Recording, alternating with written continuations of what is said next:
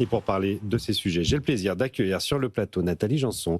Bonjour Nathalie. Bonjour Raphaël. Professeure d'économie à Neoma Business School et présidente du think tank Génération Libre. À vos côtés, Ludovic de Sauté. Bonjour, Cher Raphaël. Ludovic, bonjour, directeur délégué de la Tribune. Et j'ai le plaisir d'accueillir Roland Gillet. Bonjour Roland.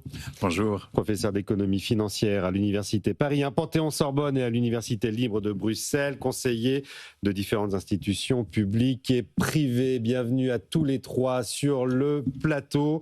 L'actualité du jour, c'est évidemment la reprise des bombardements au Moyen-Orient. Des bombardements qui ont fait flamber les marchés hier. Est-ce que il faut craindre, une question toute bête pour commencer, on va voir les cours du pétrole ce matin, mais est-ce qu'il faut craindre un nouveau choc pétrolier, Nathalie Janson ? Alors que le pétrole augmente, c'est une chose, qu'on en arrive à effectivement une inflation avec un choc externe. Bon, moi déjà, j'aime pas trop ce terme, mais j'y reviendrai plus tard. Déjà, si on compare à ce qui s'est passé au niveau du Covid, puisque souvent c'est un peu la tentation, quand il y a eu le Covid plus la guerre en Ukraine, on a eu cette fameuse inflation de 2022. Oui. Et qui était de l'inflation et pas un choc de prix.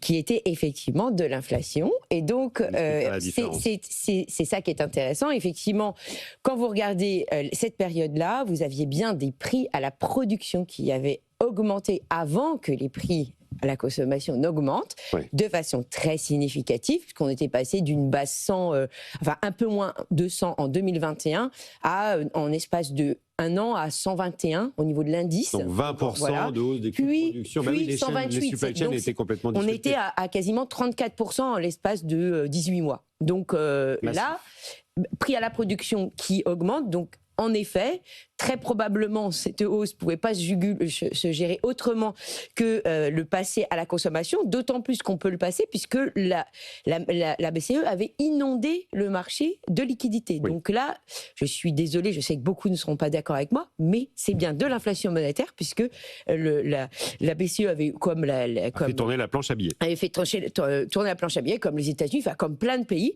et donc on avait de l'inflation. Ici, maintenant, c'est effectivement différent. On a une tension sur le pétrole, donc un choc externe. Bon, d'accord, c'est un prix qui augmente. C'est comme si j'avais eu le prix, je sais pas, de quelque chose d'un élément très important dans la production de beaucoup d'entreprises. Oui, c'est quand même à la base de l'énergie qui nourrit toute la production. C'est un élément clé dans beaucoup de cycles de production. Néanmoins, c'est un prix qui augmente.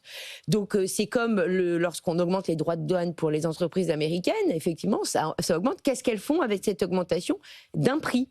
Donc, effectivement, soit elles peuvent le passer aux consommateurs ou elles ne le passent pas. En fait, c'est là toute la question. Et si elles le passent aux consommateurs, est-ce que eux-mêmes peuvent aussi l'assumer? Donc, on n'est pas encore du tout dans l'inflation. Par contre, il est bien vrai qu'il y a ce prix qui augmente, que ça met en difficulté les entreprises, puisqu'elles doivent savoir qu'est-ce qu'elles font, est-ce qu'elles ont la possibilité de l'absorber, de ne pas de l'absorber, comment elles font. Donc, je ne dis pas que ça ne crée pas de problème. Donc, un choc pétrolier n'est pas un choc inflationniste. Exactement, puisque le fameux choc pétrolier des années 70, c'était une méga inflation. C'était pas les prix, le pétrole n'a fait que révéler l'inflation qui était déjà là. Vous êtes d'accord avec ça, professeur Gillet? Oui, et puis il y a un deuxième élément que vous avez rajouté, c'est que on s'excite parce que c'est vrai que le pétrole est une donnée importante dans les coûts de production, mais il faut voir où il est retombé quand même. Moi, je voyais des gens qui étaient fort alarmés, et je l'avais d'ailleurs dit souvent lors de passages précédents. Oui, le pétrole est fort monté, mais vous avez vu à quelle vitesse il redescend? Il suffit juste que ça se calme un peu. On est redescendu en dessous 2021 et on vient de remonter un tout petit peu. Comment on explique ça? Regardez quand même, l'annonce a quand même été très claire. Trump fait des annonces, mais parfois il les respecte. Et je pense aussi que le timing était très intelligent, on y reviendra peut-être tout à l'heure. Vu sa négociation, c'est de commencer à bombarder la veille du sommet d'Ankara de l'OTAN. Donc là aussi, je pense que le timing n'est pas anodin, mais clairement... Mais pourquoi c'est intéressant? Dites-nous, quelle est votre analyse là-dessus? Parce que clairement, il est venu fort. Le détroit d'Ormuz, c'est un problème quand même d'abord chinois, asiatique et européen, parce que lui, de l'énergie, il en regorge. Le seul ennui pour lui, c'est le côté des prix. Mais vu les prix où ils sont tombés maintenant, c'est pas lui qui est affolé par rapport à sa source. Au contraire, pendant ce temps-là, il est une alternative pour nous en fournir à un prix plus élevé. Donc, sur ce volet-là, il est sain. Sain, j'entends Hayen, avec T, dans son raisonnement. Mais par contre, c'est ce qui est derrière, qu'il est beaucoup moins. C'est de dire, j'arrive là-bas fort, de dire, pour le moment, j'ai 2 problèmes qui ne sont pas chez moi, qui ne menacent pas les États-Unis ni le Canada d'ailleurs, qui menacent les Européens, c'est l'Ukraine. D'ailleurs, il y vient tout de suite après. Et le détroit d'Ormuz. Bon, maintenant, je suis en train de faire le boulot. Est-ce qu'on est tous d'accord? Je vois mal les Européens dire, avec ce que l'OTAN dépense, mais les Américains agissent, puissent dire là-dessus. Deuxième chose, il vient sur l'Ukraine. Vous avez vu qu'à ce moment-là, il est tout à fait sympathique quand on est sympathique avec lui. Il dit à Zelensky, vous êtes beau courageux, c'est très très bien, ainsi de suite. Et il vient chercher, et c'est quand même là aussi très important pour lui, 100 milliards de dépenses qui vont se faire dans l'armement chez lui, des dépenses donc de matériel américain, déjà aussi parce qu'on n'est pas capable de les produire à la vitesse qu'on voudrait. Donc clairement, hier, il a toujours été, comme il le fait, avec... Je suis très fâché, on reviendra tout à l'heure sur l'Espagne, il l'a dit, il est fâché sur l'Espagne, et il a de bonnes raisons d'ailleurs de l'être, mais pour le reste, il est venu et tout le monde est reparti. Vous avez vu que les déclarations côté européen ont été dans le même sens, même sur le côté des interventions en Iran, ça, il fallait le faire, et voilà. Donc clairement, pour le moment, si tout se passe, et il a ajouté derrière une chose très importante pour nous, je pense que ça ne durera pas longtemps, vu les frappes qu'on vient de faire, vous pouvez vous retrouver dans une semaine peut-être à un cours qui sera encore plus bas que le dernier cours qu'on a eu, qui est bien en dessous de 2021. Donc pour le moment, faire peur à toute la population en disant on va avoir un choc inflatoire, je rejoins ce que Nathalie a dit, on n'en est pas encore là. Hein. Et on a un marché d'excès, on était en excès sur le marché pétrolier avant le conflit, il ne faut pas l'oublier. Donc, notamment du fait des Chinois, exactement. Qui ont bien sûr, voilà. très nettement baissé leurs importations. Oui, puis il y a de la substitution. Les pays du Golfe le savaient que la substitution était de plus en plus importante. Bien Donc sûr. De toute façon, là aujourd'hui, on est plutôt quand même dans un marché qui était en surplus. C'était ce qu'on disait au début de l'analyse en disant bon, c'est gênant, mais c'est moins gênant que si on avait été effectivement déjà en pénurie. Alors en surplus, Ludovic de Sauté, parce qu'aussi on a tapé dans les réserves stratégiques. Bon, ces réserves, où est-ce qu'elles en sont aujourd'hui? Et puis il va falloir les reconstituer quand même, ces réserves stratégiques. Oui, il y a encore de la marge, hein, honnêtement. C'est-à-dire que là, la lecture qu'on a depuis le début de la semaine, je rebondis vraiment sur ce que disaient à la fois Nathalie et Roland. C'est-à-dire que honnêtement, c'est pas l'axe, c'est pas le pétrole. La question centrale, elle est absolument pas. Alors, il y a une autre lecture quand même qu'il faut amener. Je suis entièrement d'accord avec Roland, mais la difficulté, c'est quand même cette notion d'instabilité chronique. Ça, c'est la difficulté. En même temps, est-ce qu'on croyait vraiment à ces 60 jours de négociation? Il y a deux choses. On était dans un fac-similé de paix, on ne va pas se mentir. Donc, on savait qu'à tout moment, la couture pouvait craquer. Ça y est, elle est en train de craquer. Maintenant, ce qui est notable, c'est évidemment pour les États-Unis, j'allais dire, le détroit d'Ormuz un peu lointain, un peu exotique, c'est pas un problème immédiat. Pour autant, ça reste un guêpier. Pour autant, ça reste un réel guêpier parce que ce qui est dans le jeu aujourd'hui, c'est un jeu relativement équilibré entre l'Iran et les États-Unis, auquel on assiste, honnêtement. Même si il y a eu des pauses, et d'abord il y a eu des pauses parce qu'il y a un problème de munitions qui commence à arriver à ce rythme-là. C'est ce qu'on disait aussi, que la pause était venue parce qu'il fallait reconstituer un peu les stocks, mais y compris américains. Il y a une tension mondiale, on va dire, sur les munitions, et c'est une réalité des deux côtés. Mais pour autant, on est quand même dans ce jeu du chat et de la souris dans le détroit d'Ormuz avec un dialogue. Enfin, on se pince. C'est-à-dire qu'il y a 20 ans, la capacité aujourd'hui à l'Iran d'aller provoquer, d'attaquer 3 bateaux, de déstabiliser une zone et de provoquer une situation, c'est quand même, on assiste... Ils ont surpris les Iraniens. On assiste quand même à une période assez clé sur laquelle c'est pas sûr que le brillant et les chromes de Harley Davidson des États-Unis soient aussi brillants dans quelques mois. Non, c'est une réalité aussi. Oui, il y a aussi une chose, c'est qu'on a vu aussi que Trump, il est plein d'annonces et il est plein de résultats, espère-t-il, parce qu'il a le midterm devant lui. C'était très malin de dire à un moment donné, je signe un accord, mais je donne des délais dedans, tout en sachant qu'il va y avoir des accros.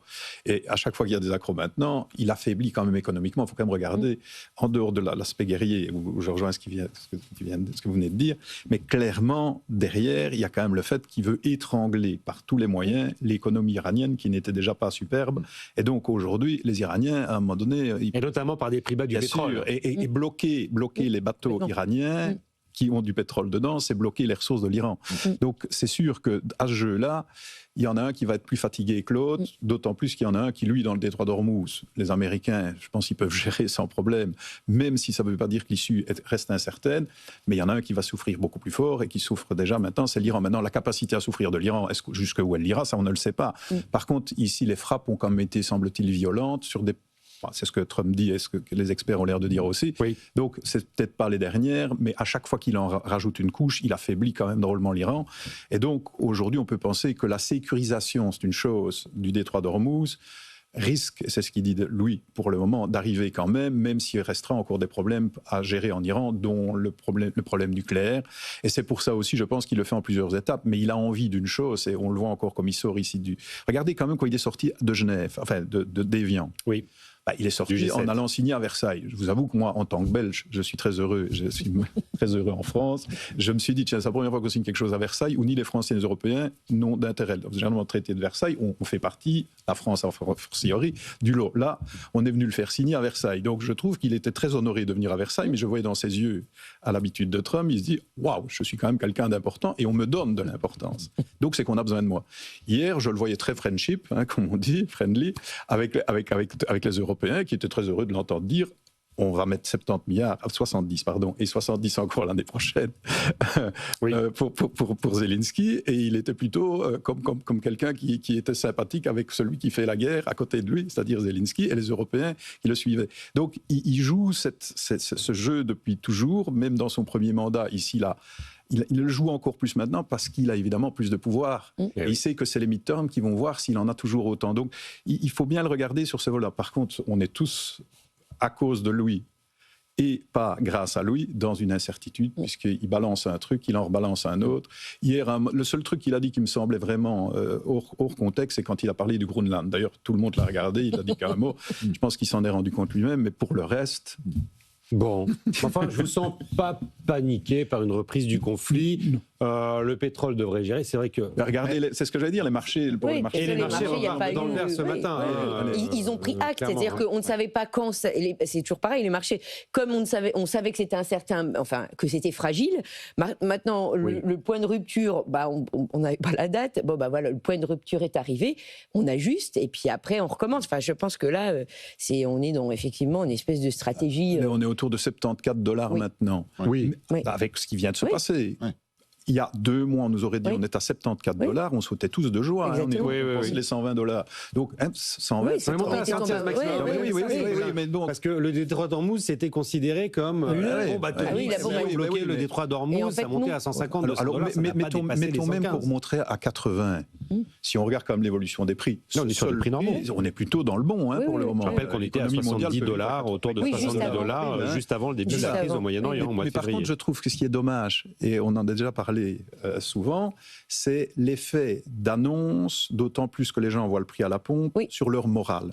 Dans une consommation fragilise déjà en Europe, je trouve leur faire peur, alors que ce n'est pas nécessaire, en disant vous avez vu, les prix du pétrole remontent, il faut alors les relativiser par rapport où ils pourraient être et où il aurait dû être, comme certaines prévisions étaient au moment où la guerre a commencé. Il faut arrêter de faire je trouve on leur fait peur et c'est pas bon pour notre économie, parce que un jour, vous aurez même des gens qui croiront qu'on va avoir la guerre si on continue. Donc, si on rajoute l'histoire de la Pologne, dont ils ont parlé d'ailleurs hier aussi à Ankara, et qu'on rajoute le côté, mais il y a ceci, il y a une hausse de l'énergie, on n'en a pas assez, ça on le sait. Le discours peut être très anxiogène, évidemment. Dans une période comme celle-ci, je pense qu'on devrait faire attention. Et on a plutôt tendance à parler des trains qui arrivent en retard, Ludovic. C'est important de se dire, Roland, mais notre réaction ce matin spontanée, collective, c'est qu'on a une forme d'accoutumance à ce côté répétitif de résilience. On est en train de commenter ça comme si finalement ça devenait l'actualité standard. Non, mais c'est ce qui aurait été un fait d'actualité majeur il y a 5 ans, il y a 10 ans. C'est-à-dire que finalement, on s'habitue. Pour autant, là c'est aux Belges que je vais m'adresser, pour autant, c'est pas parce qu'on modifie les règles et qu'on substitue un carton rouge qu'on gagne à la fin. C'est-à-dire que c'est Donald Trump, la difficulté profonde sur laquelle on est, c'est que les règles du jeu ne sont pas claires. C'est-à-dire que c'est surtout ça. Bien sûr. Et alors aussi, de notre côté, parfois bisounours, quand j'entends, et plusieurs décideurs politiques européens l'ont répété, j'étais en Espagne la semaine dernière, et aussi Pedro Sanchez, a fortiori, l'a dit, on ne va pas laisser la loi du plus fort s'imposer. Mais enfin, je suis désolé, que ce soit dans le monde de l'entreprise, que ce soit dans le monde microéconomique ou macroéconomique, c'est toujours la loi du plus fort qui s'impose. Maintenant, qu'est-ce qu'on met derrière le plus fort et la manière de le faire, c'est autre chose. Mais quand vous arrivez dans une négociation, et Mark Rutte l'a très bien répété, Mark Rutte est hollandais. Le général de l'OTAN. Et voilà, il prend des chiffres, on doit quand même regarder les chiffres avant de se battre, Alors maintenant, si on dit, la manière dont on nous le dit est tout à fait désagréable, il y a des choses même qui ne sont pas justes, c'est une chose. De dire de l'autre côté, on peut renverser inverser les choses parce qu'on est aussi fort, je pense qu'aujourd'hui, il faut quand même un peu garder raison, quoi.